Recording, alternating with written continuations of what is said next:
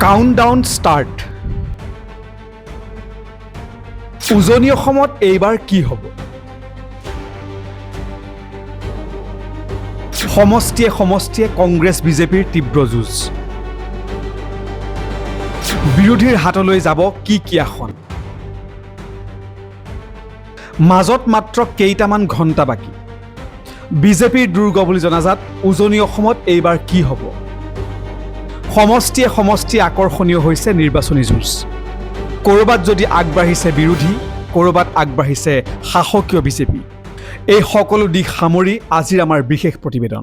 4 মে সমাগত, কোনটো সমষ্টিত কোন জিকিব আপোনালোকেও নিশ্চয়কৈ অতি উৎকণ্ঠাৰে ৰৈ আছে। আজি আমি কথা পাতিব খুজিছোঁ উজনি অসমৰ বহুকেইটা গুৰুত্বপূৰ্ণ সমষ্টিৰ বিষয়ে। আৰু আজিও আমাৰ সৈতে উপস্থিত আছে এইবাৰ নিৰ্বাচন অতি সূক্ষ্মভাৱে পৰ্যবেক্ষণ কৰা দিব্যজ্যোতি। দিব্যজ্যোতি, পুনৰ স্বাগতম জনাইছোঁ। উজনি অসম বুলি ক'লেই বিজেপিৰ দুৰ্গ বুলি বহুতে ক'ব খোজে, কিন্তু এইবাৰ এই উজনি অসম বিজেপিৰ দুৰ্গ হৈ জানো আছে? পোনপটীয়া প্ৰশ্ন দিব্যজ্যোতিলৈ। বিজেপিৰ দুৰ্গ মানে কি হয়, বিগত 10 বছৰ যদি চাওঁ, হয় বিজেপিৰ দুৰ্গ উজনি অসম। মানে শাসনত যি চৰকাৰ থাকে সেই চৰকাৰ বনোৱাত গুৰুত্বপূৰ্ণ ভূমিকা উজনি অসমেই লয়। এইটো এতিয়া কথা নহয়, এইটো আগৰ পৰা চলি আহিছে। সেইকাৰণে পোনপটীয়াকৈ তুমি যিটো প্ৰশ্ন সুধিলা তাৰ পোনপটীয়া উত্তৰ হ'ল যে শাসনত যি থাকিব সেয়াই হৈছে উজনি অসমে নিৰ্ণয়, মানে সেই মুখ্যমন্ত্ৰী নহয়, চৰকাৰখন কাৰ হ'ব তাৰ নিৰ্ণয় কৰিব উজনি অসমে। গতিকে এইবাৰ হয়তো পূৰ্বতকৈ কিছু ব্যতিক্ৰম ইয়াত আহিব পাৰে, কাৰণ কেলৈ 10 বছৰৰ পিছত এইবাৰ নিৰ্বাচনটো বৰ সাংঘাতিক ধৰণৰ হৈছে। বিজেপিৰ শাসনৰ 10 বছৰৰ পিছত এইবাৰ নিৰ্বাচনটো অলপ বেলেগ হৈছে। গতিকে এইবাৰ বিজেপি দুৰ্গ হৈ সমষ্টিলৈ সেইটো ক'ব নোৱাৰি। লগতে আৰু এটা কথা সুধিছোঁ, যিহেতু বিৰোধী শিবিৰৰ 3গৰাকী যি মুখ্য নেতা আছে, অখিল গগৈয়ে হওক, গৌৰৱ গগৈয়ে হওক বা লুৰিণজ্যোতি গগৈয়ে হওক, তেওঁলোকে এইবাৰ উজনি অসমৰ পৰাই প্ৰতিদ্বন্দ্বিতা কৰিছে। ই নিশ্চয়কৈ প্ৰভাৱ পেলাব বুলি বহুতে ক'ব খোজে, তোমাৰ দৃষ্টিত কি? সেইটোৱে মই এইটোৱে ক'লোঁ। গতিকে এইবাৰ গোটেই ৰাজনীতিটো হৈছে হিমন্ত বিশ্ব শৰ্মা বনাম গৌৰৱ গগৈ, অখিল গগৈ, লুৰিণ গগৈ। গতিকে বিৰোধী পক্ষৰ এই 3জন নেতা উজনি অসমৰে। গতিকে উজনি অসমত ইয়াৰ প্ৰভাৱ ব্যাপক পৰিব, কাৰণ কেলৈ বিৰোধীৰ মুখ্যমন্ত্ৰীৰ দাবীদাৰ যি গৌৰৱ গগৈ মুখ্যমন্ত্ৰী প্ৰাৰ্থী, গতিকে সেইজন উজনিৰ পৰা উঠিছে। গতিকে ৰাইজে এইবাৰ সাংঘাতিক ধৰণে মানে অলপ বেলেগ ধৰণে কথাবোৰ চাইছে। গতিকে ই নিৰ্বাচনৰ প্ৰভাৱ পেলাব। এতিয়া আমি আলোচনা কৰিব খুজিছোঁ কেইটামান উজনি অসমৰ অতি গুৰুত্বপূৰ্ণ সমষ্টিৰ বিষয়ে, যিকেইটা সমষ্টিত নিশ্চয়কৈ এইবাৰ সমগ্ৰ ৰাজ্যবাসীৰ চকু আছে। প্ৰথমে যদি আমি যোৰহাট জিলাখনৰ ফালে চাওঁ, তেন্তে যোৰহাট জিলাৰ যি 4টা বিধানসভা সমষ্টি আছে, যোৰহাট, তিতাবৰ, টিয়ক আৰু মৰিয়নি, এই আটাইকেইটা সমষ্টি এইবাৰ এইটো কাৰণে গুৰুত্বপূৰ্ণ কাৰণ এই যোৰহাট জিলাখনৰ যোৰহাট সদৰ সমষ্টিটোৰ পৰা এইবাৰ প্ৰতিদ্বন্দ্বিতা আগবঢ়াইছে গৌৰৱ গগৈয়ে। আমি যদি প্ৰথমে যোৰহাট সদৰ সমষ্টিৰ পৰা আৰম্ভ কৰিব খোজোঁ, তেন্তে এইবাৰ যোৰহাট সদৰ সমষ্টিৰ যুঁজখন অতি আকৰ্ষণীয়। কংগ্ৰেছৰ গৌৰৱ গগৈ বনাম বিজেপিৰ হিতেন্দ্ৰনাথ গোস্বামী, তেওঁলোকে অতি সৌহাৰ্দ্যপূৰ্ণ আচৰণৰ মাজেৰে এইবাৰ প্ৰতিদ্বন্দ্বিতা আগবঢ়াইছে। প্ৰথমে দিব্যজ্যোতিৰ দৃষ্টিত এই সমষ্টিটোত পিকচাৰখন কি ধৰণৰ দেখিছা? যোৰহাট সমষ্টিটো বেছ আকৰ্ষণীয়। এই লোকসভা নিৰ্বাচনৰ ক্ষেত্ৰতে হওক বা এইবাৰ বিধানসভা নিৰ্বাচনৰ ক্ষেত্ৰতে হওক, আৰু অতি সম্ভ্ৰান্ত এটা সমষ্টি বুলিও যোৰহাট সমষ্টিক ক'ব পাৰি। আৰু শিক্ষিত মানুহৰ সমষ্টি হিচাপেও যোৰহাটৰ নাম আছে। গতিকে আৰু এইবাৰ নিৰ্বাচনত কিন্তু কিছু উদাহৰণ দাঙি ধৰিলে যোৰহাটে, যেনেকৈ 2জন প্ৰাৰ্থীয়ে ইজনে সিজনক ব্যক্তিগত আক্ৰমণটো নায়েই, আৰু যি কথাৰ কটাকটি বৰ সাংঘাতিক ধৰণৰ লাগিলে। আৰু গৌৰৱ গগৈও কিন্তু যি আক্ৰমণ, মানে যিটো মেচিয়ৰ্ড মানে হেৰি এটা ৰাজনীতিজ্ঞ হিচাপে নিজকে প্ৰতিষ্ঠা কৰিলে বা দেখুৱালে, প্ৰতিষ্ঠা বুলি মই নকওঁ, দেখুৱালে তেওঁ। গতিকে যোৰহাট সমষ্টিত নিৰ্বাচন খুব যিটো আমি টক্কৰ হৈছে বুলি কওঁ, সাংঘাতিক হৈছে। কিন্তু আমি যি দেখিছোঁ, শুনিছোঁ বা কথা 2-এজনৰ লগত যোৰহাটৰ পাতিছোঁ, তাত গম পাইছোঁ যে বহুতে ক'ব খোজে যে লোকসভা নিৰ্বাচনত গৌৰৱ গগৈক যি ধৰণে মানুহে ভোট দিলে, এইবাৰ গৌৰৱ গগৈক সেই দৃষ্টিৰে ভোট দিয়া নাই। কাৰণ তেওঁ বিগত হিতেন্দ্ৰনাথ গোস্বামী বিজেপিৰ কেণ্ডিডেট হিতেন্দ্ৰনাথ গোস্বামীয়ে কৈছে যে তেওঁ কাম কি কৰিলে, তেওঁ 10 লাখ টকালৈকেতো কাম ময়ে কৰোঁ, তেওঁ তাতকৈ কামবোৰ কি কাম কৰিলে, কি ফাণ্ড আনিলে, সেই কথাখিনি কয়। সেইখিনি কিন্তু যোৰহাটৰ ভোটাৰে এইবাৰ চাইছে। দ্বিতীয় কথাটো হ'ল কি, আন এটা কথা বহুতে কৈছে যে যোৰহাটত এইবাৰ যিহেতু বিৰোধীৰ মুখ্যমন্ত্ৰী প্ৰাৰ্থীজন গৌৰৱ গগৈ হ'ল, যিহেতু তৰুণ গগৈক যোৰহাটে দিছে, গতিকে এইবাৰো যদি গৌৰৱ গগৈক আকৌ মুখ্যমন্ত্ৰীৰ স্থান দিয়া যায় যোৰহাটৰ কাৰণে ভাল। গতিকে আৰু MP হৈ থকাৰ কাৰণে বোলে বিজেপিয়ে গৌৰৱ গগৈক যোৰহাটলৈ বিশেষ একো নিদিলে বোলে, যোৰহাটলৈ দিবলগীয়াবিলাক বোলে ডিব্ৰুগড়লৈ দি দিলে। গতিকে সেই কথা এটাও আছে। গতিকে সেই হিচাপে কিন্তু গৌৰৱ গগৈক ভোট নিদিয়া কথা এটা চলিছে যদিও, কিন্তু মানুহে এই যে যিটো দৃষ্টিকোণ মই মুখ্যমন্ত্ৰীৰ প্ৰাৰ্থী হিচাপে যিটো চাইছোঁ, সেইটো ফালৰ পৰা চাই পিনি বহুতেই ক'ব খোজে বোলে গতিকে এইবাৰ পুনৰবাৰ গৌৰৱ গগৈকে ভোট দি বিধানসভালৈ পঠাব বিচাৰিছে। যদিহে গৌৰৱ গগৈ বোলে দেখিলে বিৰোধী চৰকাৰ নাহিলে, গৌৰৱ গগৈ বোলে আকৌ পুনৰ MP হৈ থাকিব বিচাৰিলে, ইয়াত নল'লে, তেতিয়া নেক্সট ষ্টেপত বোলে হিতেন্দ্ৰনাথ গোস্বামীৰ এটা সুযোগ আছে। গতিকে সেই সময়ত তেওঁক সমৰ্থন জনাব। গতিকে মুখ্যমন্ত্ৰী প্ৰাৰ্থী হিচাপে বোলে গৌৰৱ গগৈকহে এইবাৰ যোৰহাটৰ ৰাইজে ভোট দি যোৱাটো বিচাৰিছে বুলি সেইটো আমি গম পাইছোঁ। বাকী ফলাফলে ক'ব আৰু নিশ্চয়কৈ। অৰ্থাৎ মানে যোৰহাট সমষ্টিত গৌৰৱ গগৈ আৰু হিতেন গোস্বামীৰ মাজত যদিও যথেষ্ট যুঁজ হৈছে, কিন্তু এডভান্টেজ পজিশ্যনত গৌৰৱ গগৈ থাকিব পাৰে বুলি আমি ক'ব পাৰোঁ। য়েছ, এইটো আমি আজিৰ সময়ত ক'ব পাৰোঁ। কিন্তু এনেকুৱা নহয় যে বহুত সাংঘাতিক এটা মাৰ্জিনত গৌৰৱ গগৈ জিকি যাব, সেই কথাটো কিন্তু ক'ব নোৱাৰি। বা হিতেন্দ্ৰনাথ গোস্বামী জয়ী হ'লেও বহুত কম ভোটতহে জয়ী হ'ব, কিন্তু আশা বা আগবাঢ়ি আছে গৌৰৱ গগৈ। এতিয়া যদি আমি তাৰ কাষৰ এটা সমষ্টিলৈ যাওঁ, টিয়ক বিধানসভা সমষ্টিৰ যিগৰাকী কংগ্ৰেছৰ প্ৰাৰ্থী আছে পল্লৱী শইকীয়া গগৈ, প্ৰাক্তন কংগ্ৰেছী বিধায়ক মেম্বৰ গগৈৰ বোৱাৰী। এই পল্লৱী গগৈ এগৰাকী দুৰ্ভগীয়া কেণ্ডিডেট বুলি এইকাৰণে কৈছোঁ, পল্লৱী গগৈয়ে বিগত দুটাকৈ নিৰ্বাচনত হাজাৰৰো কমৰ ভোটৰ ব্যৱধানত পৰাস্ত হৈছে। আগতে এই সমষ্টিটোৰ পৰা প্ৰতিদ্বন্দ্বিতা আগবঢ়াই অসম গণ পৰিষদৰ ৰেণুপমা ৰাজখোৱাই। এইবাৰ অসম গণ পৰিষদে সমষ্টিটোত টিকট দিছে বিকাশ শইকীয়াক। এই সমষ্টিটোৰ বৰ্তমান নিৰ্বাচনী প্ৰেক্ষাপট কি ধৰণৰ তুমি দেখিছা? টিয়ক সমষ্টিটো এইবাৰ সমষ্টি পুনৰ নিৰ্ধাৰণৰ পিছত টিয়ক সমষ্টিটোৰ যিটো ষ্ট্ৰাকচাৰটো অলপ সলনি হ'ল। কাৰণ কেলে টিয়কৰ বহু সমষ্টি মৰিয়নি বা কাষৰ আন সমষ্টিলৈ গুচি গ'ল, বহুখিনি অঞ্চল গুচি গ'ল। গতিকে এইবাৰ সেইকাৰণে ইয়াৰ পূৰ্বৰ নিৰ্বাচনতকৈ ইয়াৰ এইবাৰ দৃষ্টিকোণটো এবাৰ বেলেগ হ'ব। তাৰোপৰি যি কংগ্ৰেছৰ পল্লৱী শইকীয়াৰ কথা কোৱা হ'ল, পল্লৱী গগৈৰ কথা কোৱা হৈছে, তেওঁ হৈছে প্ৰাক্তন বিধায়ক মেম্বৰ গগৈৰ বোৱাৰী। গতিকে সেই হিচাপৰ পৰা তেওঁৰ পৰিচয় এটা আছে। আৰু তাৰোপৰি বিগত দুটা নিৰ্বাচনত তেওঁ কম ভোটত তুমি যিহেতু উল্লেখ কৰিছা, বিগত দুটা নিৰ্বাচনত কম ভোটত হাৰিছে। আৰু তেওঁৰ ফেচটো চিনাকি ফেচ, আৰু প্ৰতিভা সম্পন্ন এগৰাকী প্ৰাৰ্থী পল্লৱী গগৈ। আৰু তাৰ বিপৰীতে পূৰ্বতে তাত বিধায়ক হিচাপে দীৰ্ঘদিন আছে অসম গণ পৰিষদৰ ৰেণুপমা ৰাজখোৱা। ৰেণুপমা ৰাজখোৱাৰ সোঁহাত হিচাপে বিকাশ শইকীয়া সকলোৱে জানে। গতিকে বিকাশ শইকীয়াকো টিয়কত সকলোৱে চিনি পায়। কিন্তু টিয়ক সমষ্টিটোক বিজেপিয়ে কিন্তু সাংঘাতিক ধৰণে বিচাৰিছে।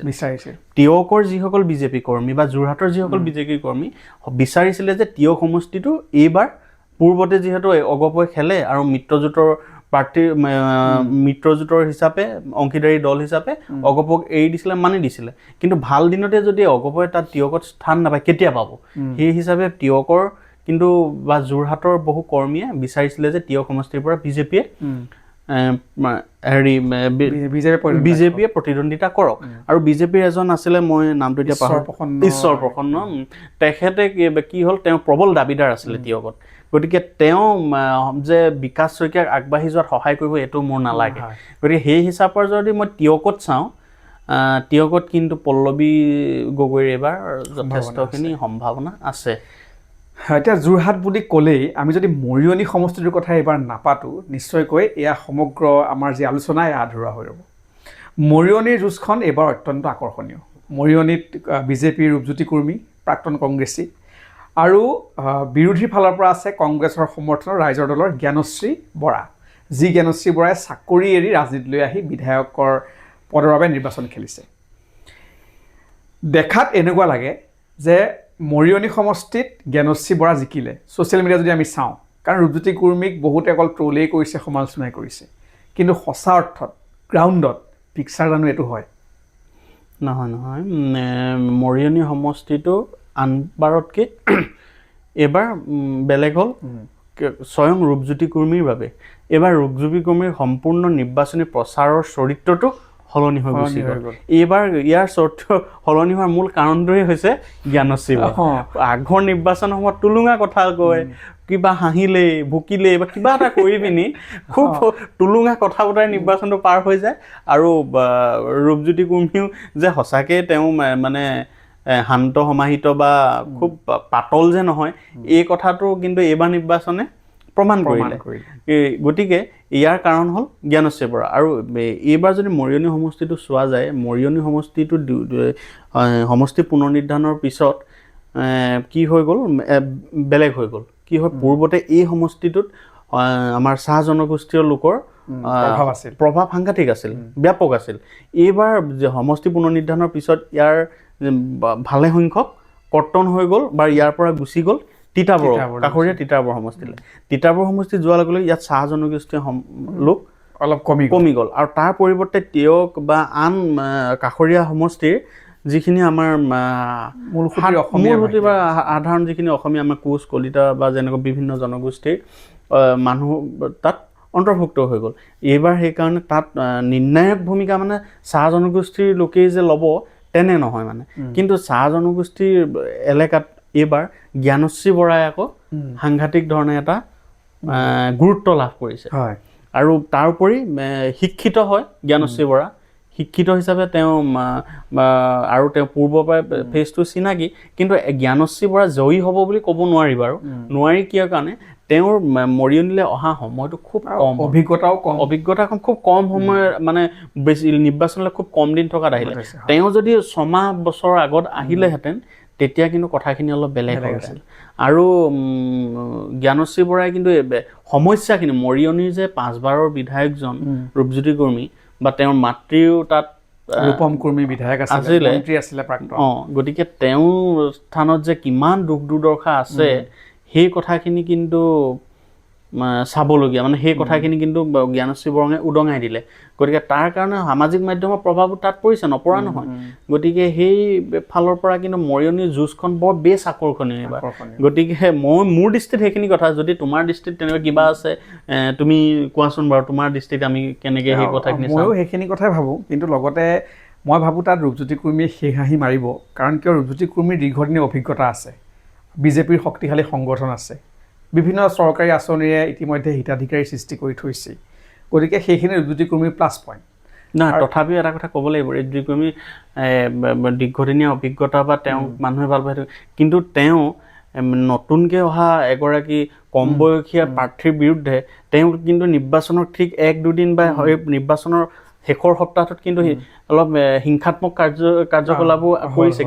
কিন্তু ইয়াৰ বহিঃপ্ৰকাশটো কিয় হৈছে এইটো বুজি পোৱা নাই। কিন্তু বহিঃপ্ৰকাশ হোৱাৰ মেইন কাৰণ তেওঁ ভয় খাইছে। আৰু 2 নম্বৰ কথা হ'ল, জ্ঞানশ্ৰী বৰাই তীব্ৰ প্ৰত্যাহ্বান জনাইছে, বিভিন্ন ঠাইলৈ সোমাই গুচি গৈছে, মহিলাসকলৰ আদৰ পাইছে, যুৱচামৰ আদৰ পাইছে। এইবাৰ জেন জিয়ে বিশেষ গুৰুত্বপূৰ্ণ ভূমিকা এইবাৰ নিৰ্বাচন লৈছে বুলি কৈছে। গতিকে আৰু তাতে জ্ঞানশ্ৰী বৰা এগৰাকী যুৱ প্ৰাৰ্থী, তেওঁ আকৰ্ষণ কৰিছে, এগৰাকী শিক্ষিত যুৱতী। গতিকে আৰু অখিল গগৈৰ এটা প্ৰভাৱ আছে মৰিয়নি সমষ্টিত, কাৰণ অখিল গগৈৰ ঘৰ মৰিয়নি সমষ্টিত। গতিকে তাৰ ফালৰ পৰা ৰাইজৰ দলৰ প্ৰভাৱ আছে। কংগ্ৰেছৰ সংগঠন একেবাৰে দুৰ্বল নহয়।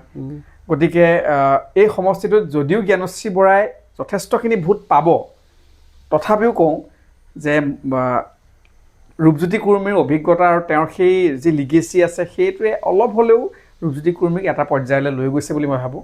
আৰু শেষত তুমিও নিশ্চয় চাগে মন কৰিছা, যেতিয়াৰ পৰা জ্ঞানশ্ৰী বৰাই তাত ফিল্ডত নামি পৰিল, ৰূপজ্যোতি কুৰ্মীয়েও নিজৰ পত্নীক কিন্তু সমানে সমানে ফিল্ডত নমাই। সেইটো হয় কিন্তু। গতিকে ইও এটা তাৎপৰ্য বহন কৰা কথা। এতিয়া যোৰহাটৰে আন এটা সমষ্টি তিতাবৰ বুলি ক'লেই প্ৰয়াত মুখ্যমন্ত্ৰী তৰুণ গগৈৰ সমষ্টি, কংগ্ৰেছৰ দুৰ্গ। 2016-2021 বিজেপিৰ ইমান ঢৌৰ মাজতো কংগ্ৰেছে তাত নিজৰ পতাকাখন ধৰি ৰাখিছিল। এইবাৰ কিন্তু তিতাবৰ সমষ্টিটোৰ কিছু পৰিমাণে প্ৰেক্ষাপট সুকীয়া।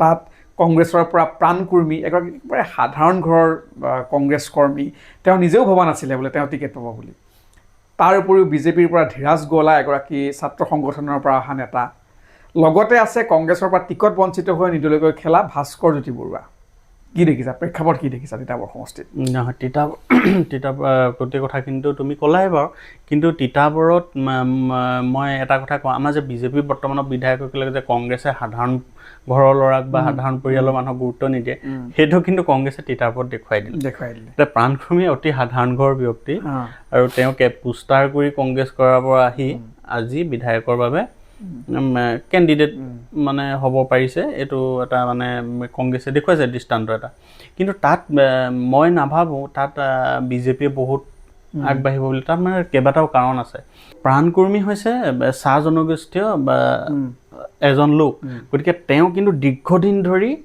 সেই কংগ্ৰেছৰ যেতিয়া দুদিন মানে সেই তৰুণ গগৈ সময়ৰ দুদিনৰ পৰা তেওঁ কংগ্ৰেছৰ হৈ কাম কৰা মানুহ গতিকে মানুহৰ মাজত প্ৰাণকুৰ্মী ফেচটো মানে চিনাকি ফেচ এটা গতিকে সেই দৃষ্টিকোণৰ পৰা চাব গ'লে প্ৰাণকুৰ্মী সেই সমষ্টিত মানে বেষ্ট এটা নিজৰ হেৰি আছে প্ৰভাৱ এটা আছে তাৰোপৰি দ্বিতীয়তে কংগ্ৰেছৰ যিজন প্ৰাক্তন বিধায়ক এইবাৰ নিৰ্দলীয়কৈ খেলিলে ভাস্কৰ বৰুৱাই গতিকে তেওঁ কিন্তু কংগ্ৰেছৰ ভোট ভাঙিব বুলি ভাবি তেওঁক বিজেপিয়ে উঠাইছে বুলি এটা কথা চলিছে কিন্তু সেই সঁচাকৈ তেওঁ বিজেপি কংগ্ৰেছৰ ভোট ভাঙিব নে নাভাঙে সেইটো কিন্তু চাবলগীয়া কথাটো কাৰণ কেলৈ সেইটো মই নাভাবোঁ যে ভাস্কৰ বৰুৱাক লৈ কংগ্ৰেছৰ ভোট ভাঙিব বুলি তেওঁক উঠাইছিলে বেলেগ সম্ভৱ বিজেপিয়ে উঠাইছিলে সেইটো কথাতে উঠাইছিলে কিন্তু সেইটো যে হ'ব মোৰ নালাগে তাৰোপৰি ধীৰাজ গোৱালাও কিন্তু এটা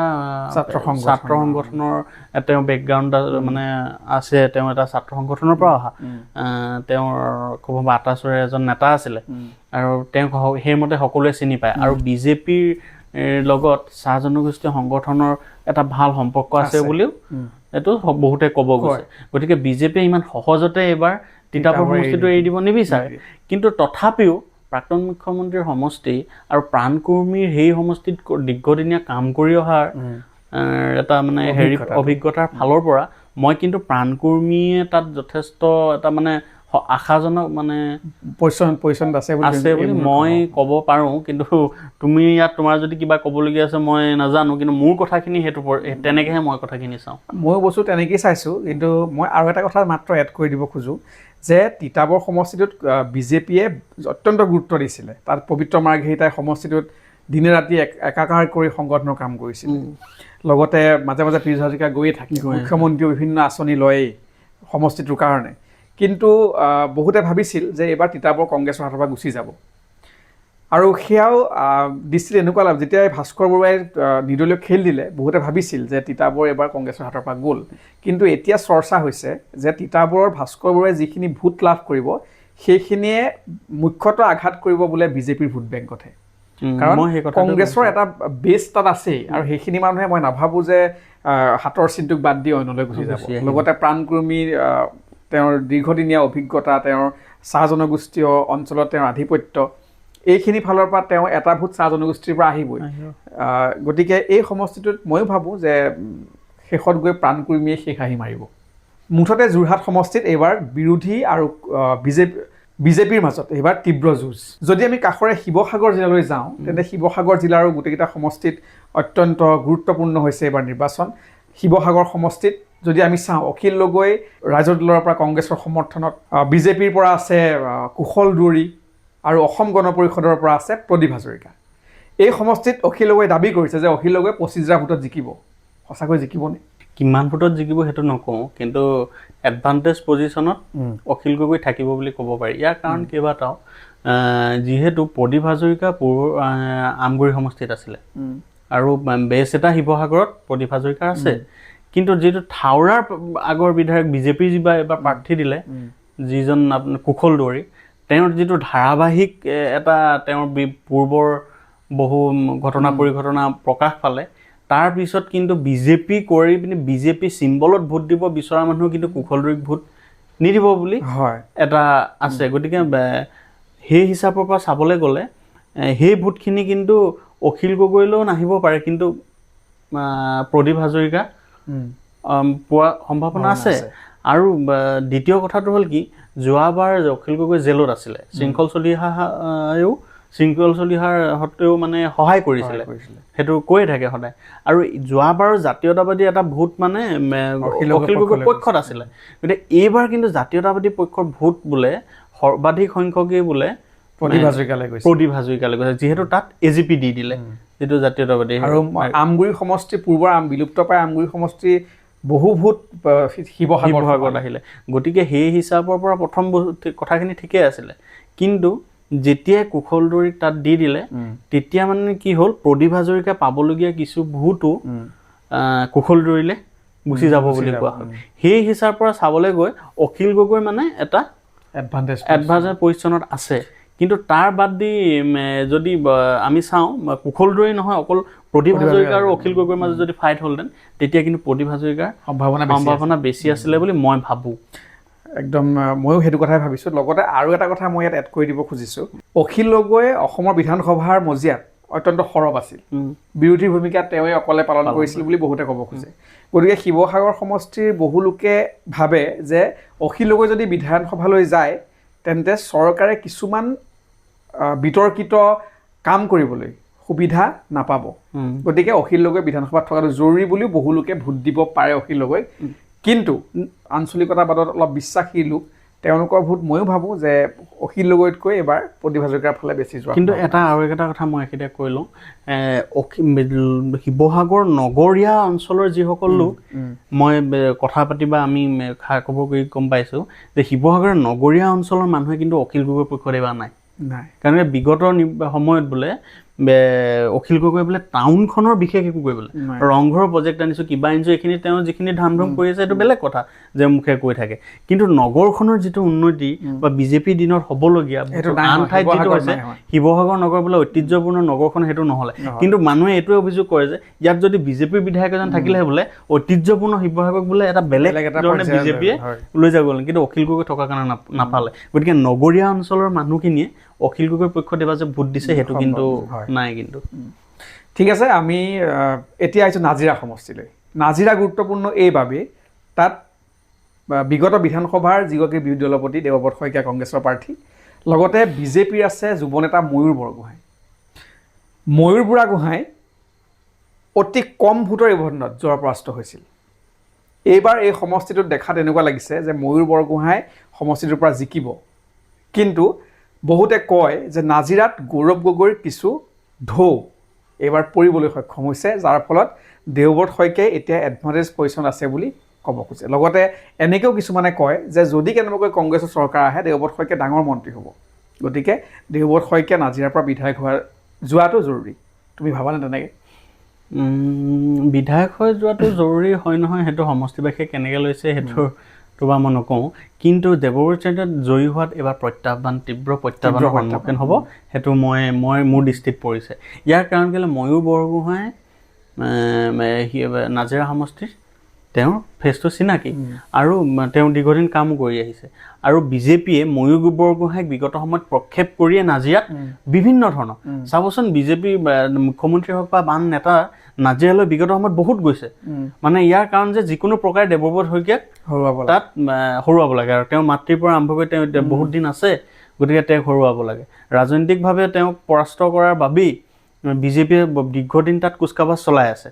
আৰু নাজিৰাক লৈ যিসমূহ বিশ্ব ঐতিহ্য ক্ষেত্ৰত স্থান দিয়াক লৈ বিজেপিয়ে যিখিনি কাম কৰিছে, সেই কামখিনিত কিন্তু ময়ূৰ বৰগোহাঁয়ে আগত ৰাখি বিজেপিয়ে কিছু ক্ষেত্ৰত প্ৰচাৰখিনি চলাইছে।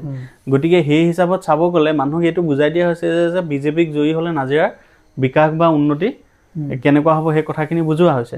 তাৰোপৰি এইবাৰ দেখিবলৈ পাইছোঁ, মানে বিজেপিৰ প্ৰভাৱ এটা নাজিৰাত পৰিছে বুলি কিয় কৈছোঁ, দেৱব্ৰত শইকীয়া নিৰ্বাচনী প্ৰচাৰ সময়ত যাওঁতে বহু জেগাত প্ৰশ্নৰ সন্মুখীন হৈছে। তেওঁ নিৰ্বাচনী প্ৰচাৰ সেই আগৰ দৰে যে বহু শান্তশিষ্ট মানুহ এজন গৈছে, ধুনীয়াকৈ মিটিং হিচাপে কৰিছে, তেনেকুৱা নহয়। এইবাৰ তেওঁ প্ৰচাৰলৈ যাব লগা হৈছে, আৰু ক'ৰবাত তেওঁ প্ৰশ্নৰ সন্মুখীন হৈছে। গতিকে এইবাৰ দেৱব্ৰত শইকীয়াৰ যাত্ৰাটো নাজিৰাত বৰ সুখকৰ বা সহজ হ'ব বুলি মই কিন্তু ভবা নাই মানে বাৰু। এবাৰ ময়ূৰ বৰগোহাঁই হয়তো এবাৰ বিধানসভালৈ আহিবও পাৰে, আহিবও পাৰে বা নাহিবও পাৰে, মই নকওঁ, কিন্তু মানে এই সমষ্টিটোৰ প্ৰতি দৃষ্টি থাকিব কম ভোটত ওলাই যাব। ডিমৌৰ কথা পাতি বিশেষ লাভ আছে বুলি মই নাভাবোঁ, কাৰণ ডিমৌত সুশান্ত বৰগোহাঁই জয় প্ৰায় নিশ্চিত বুলিয়ে বহুতে ক'ব খোজে, যদিও অজয় গগৈ এগৰাকী ভদ্ৰ নম্ৰ প্ৰাৰ্থী আছিল। নিৰ্বাচনতো অজয় গগৈৰ খুব এটা প্ৰভাৱ বা প্ৰচাৰ, কিন্তু তাত যদি ৰাইজৰ দলৰ পৰা ধৈৰ্য গগৈৰে খেলিলে তেতিয়া কিন্তু এনেকে ওলাইছে যেনেকে বাহিৰৰ সমষ্টিত বিজেপিৰ প্ৰাৰ্থীক চিপৰাং মাৰিছে, শুনামতে ডিমৌ সমষ্টিত কংগ্ৰেছৰ প্ৰাৰ্থীক ধৈৰ্য গগৈৰে কিছু চিপৰাং মাৰিছে বুলি শুনা গৈছে। হয়, এইটো কথা। এইবাৰ আন এটা সমষ্টি অতি চৰ্চাত আছে, সেইটো হ'ল সোণাৰী। সোণাৰীত এটা সময়ত শৰৎ বৰকটকীয়ে প্ৰতিনিধিত্ব কৰিছিল, কংগ্ৰেছৰ দুৰ্গ আছিল।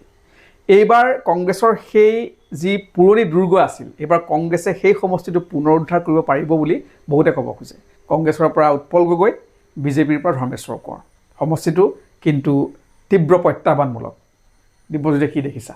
সোণাৰী সমষ্টিটোৱে ৰাজনীতিৰ কেন্দ্ৰবিন্দু এইবাৰ নিৰ্বাচনটো হৈছে তপন গগৈক লৈ, কাৰণ তেওঁ প্ৰাক্তন সাংসদ, প্ৰাক্তন ৰাজ্যৰ মন্ত্ৰী আমাৰ। গতিকে তেওঁ পুনৰবাৰ বিচাৰিছিলে, যোৱাবাৰ সাংসদত যিহেতু গৌৰৱ গগৈৰ হাতত পৰাজয় বৰণ কৰিলে, গোটেই বিজেপি লাগিছিলে যদিও এইবাৰ বিচাৰিছিলে যে তেওঁ অসম বোধানিবালৈ আহোঁ আৰু বিধায়ক হিচাপে পুনৰ নিৰ্বাচিত হওঁ। কিন্তু তেওঁ টিকট নিদিলে দলে। তাৰপিছত তেওঁক বহুতো শুভাকাংক্ষীয়ে জোৰ কৰিলে যে নিৰ্দলীয় খেলিব, তেওঁ মনো কৰিছিলে নিৰ্দলীয় খেলিম বুলি, কিন্তু ৰৈ গ'ল, তেওঁ ধৈৰ্য ৰাখিলে। তপন গগৈৰ শুভাকাংক্ষীসকলে যি আমাৰ ধৰ্মেশ্বৰ কোঁৱৰ, যিজন প্ৰাক্তন মাহমৰা বিধায়ক, ধৰ্মেশ্বৰ কোঁৱৰক যে সহায় কৰিব সেইটো মোৰ মনে নধৰে।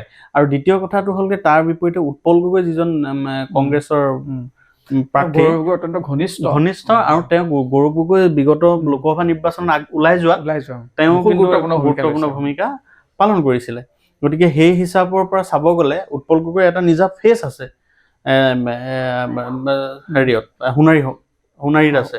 গতিকে সেই হিচাপত মই ভাবোঁ এইবাৰ মাহমৰা আহিছে, সোণাৰীত প্ৰাক্তন আমাৰ মাহমৰা বিধায়ক ধৰ্মেশ্বৰ কোঁৱৰ ওলাই যোৱাত কিছু জটিলতা আছে, কাৰণ কেলৈ মই নাভাবোঁ তপন গগৈ বহুত কিবা এটা সহায় কৰিছে বুলি।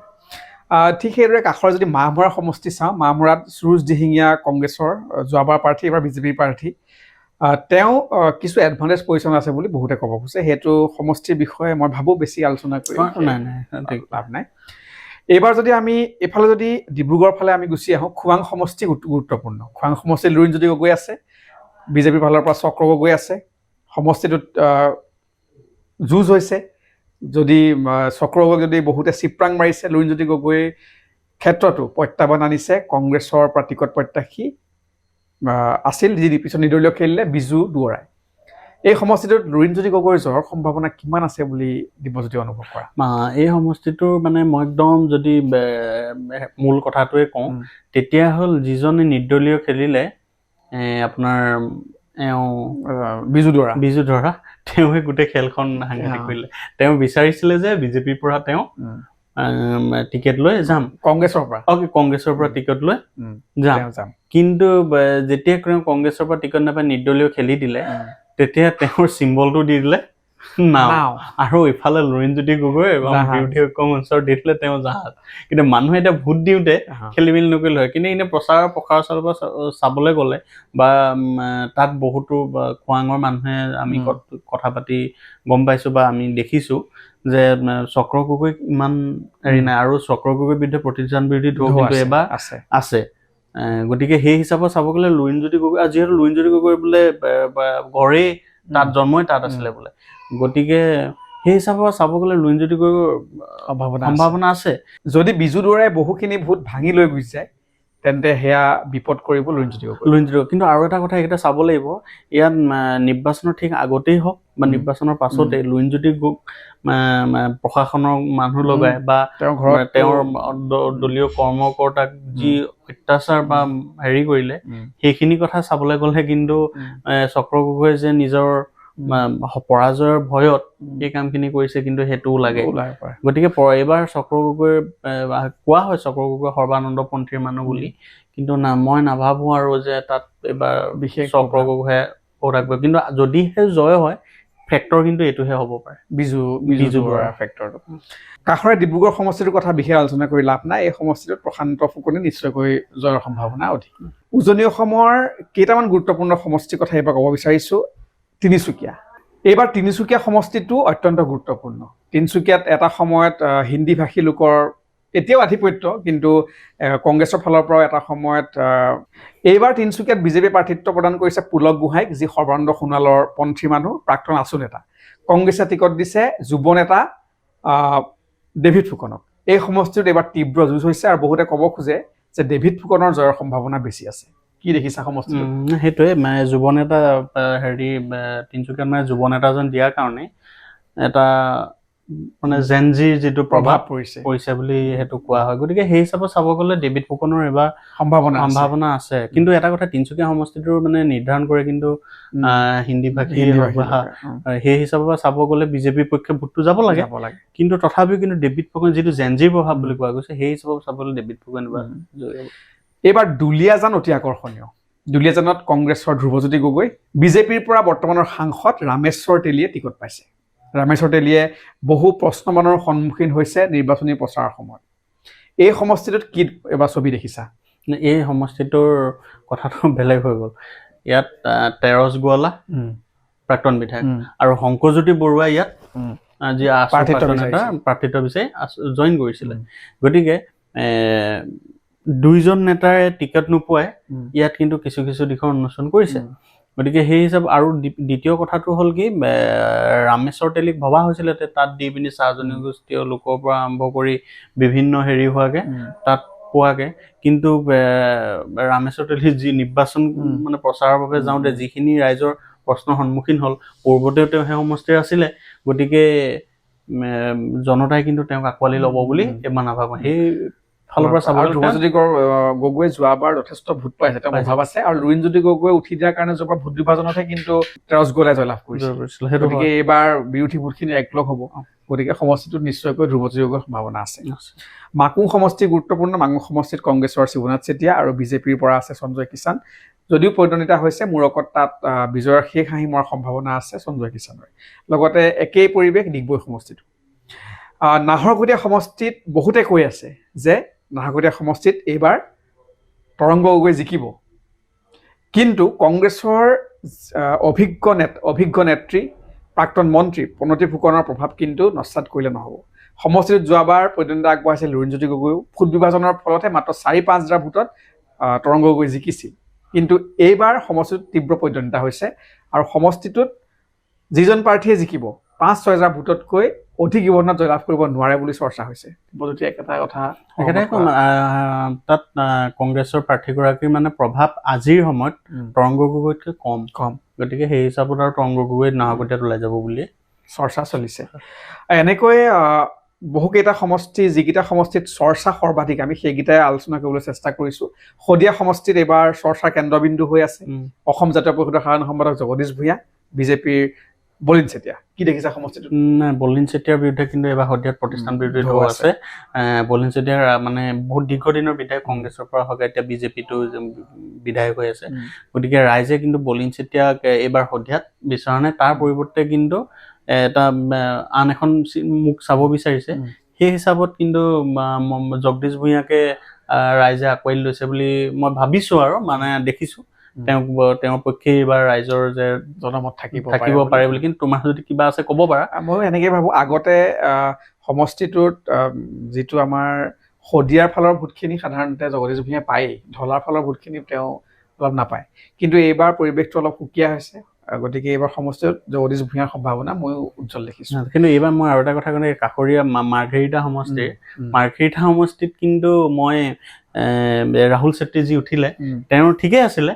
কিন্তু তেওঁৰ মানে এটা মানে ৰাজনৈতিক যিটো পৰিপক্কতা আৰু সেইটো কম হ'ল কাৰণেই তেওঁ কিন্তু পিছ পৰিব। কিন্তু টক্কৰ দিবলৈ তেওঁ কিন্তু সক্ষম হৈছে বুলি মই ভাবিছোঁ। তুমি কেনেদৰে চোৱা মই নাজানো কথাটো। আৰু সমষ্টিত কংগ্ৰেছৰ পৰা প্ৰতীক বৰদলৈয়ে টিকেট পাইছিল, পিছত কি হৈ গ'ল সেইখিনি আমি সকলোৱে জানো। পিছত সেই সমষ্টিটোৰ পৰা বিৰোধী অকল ৰাহুল চেত্ৰীয়ে হৈ থাকিল। গতিকে ৰাহুল চেত্ৰীৰ মুখলৈ হাঁহি আহিছিল যেতিয়া প্ৰতীক বৰদলৈয়ে প্ৰত্যাহাৰ কৰিছিল টিকট। কিন্তু জনবলৰ ফালৰ পৰা ভাস্কৰ শৰ্মা অভিজ্ঞ, তেওঁৰ যথেষ্ট মানে প্ৰভাৱ আছে। গতিকে নাভাবোঁ যে সমষ্টিটোৰ ৰাহুল চেত্ৰী জিকিব। মুঠতে এইবাৰ উজনি অসমত বিৰোধী পক্ষ আৰু বিজেপিৰ মাজত তীব্ৰ যুঁজ হৈছে। যদিও নিৰ্বাচনৰ আগত ভবা হৈছিল যে অনায়াসে বিজেপি এবাৰ উজনি অসম ক্লিন চুইপ কৰি দিব, কিন্তু সেয়া যেন মোৰ লগত হৈ নুঠিল। আমি অনুষ্ঠান আজি ইমানতে সামৰিছোঁ। ধন্যবাদ।